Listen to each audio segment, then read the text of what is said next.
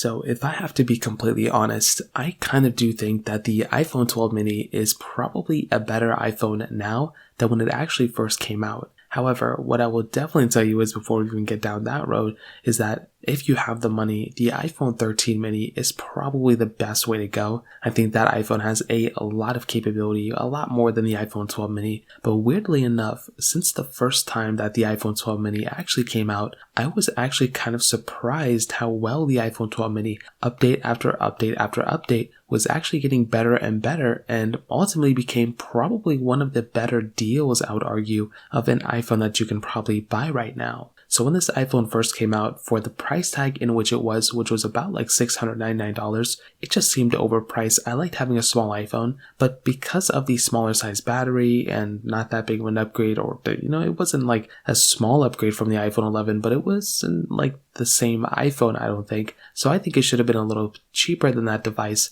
I kind of felt like it was a little bit overpriced at the end of the day. But since then, we've seen this iPhone get several different price cuts.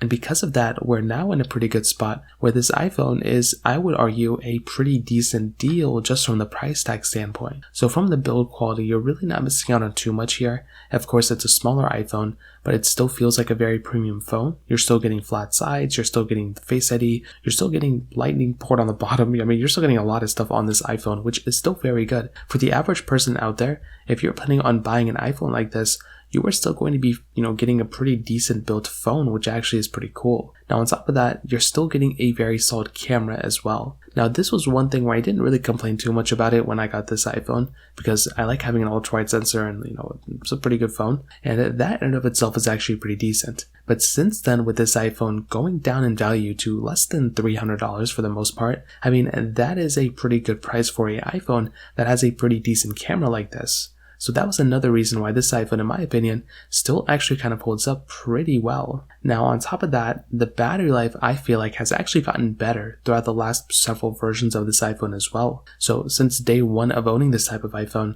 I kind of do feel like this iPhone has gotten better and better throughout time. And because of that, the software has, improved. It's way less buggier, but the biggest thing here, in my opinion, is probably the battery life. I feel like the battery life has gotten a little bit better since day one. I remember owning this phone the first day, and I wasn't really happy about it, but within iOS 15, it actually got a little bit better, which was very interesting, and since then, I think it's gotten a little bit of a better, it's been a little bit of a better device since then. So when it comes down to it, I think the iPhone 12 mini is probably a better iPhone now than when it was back then, to be honest. So in terms of that kind of covers it up there. If you have any other thoughts or questions, let me know in the comment section below. Hit the like button, that would mean so much, but definitely hit that subscribe button. More importantly than everything else, I love every single one of you guys. Hopefully I'll catch you guys in the next video. Peace out till then.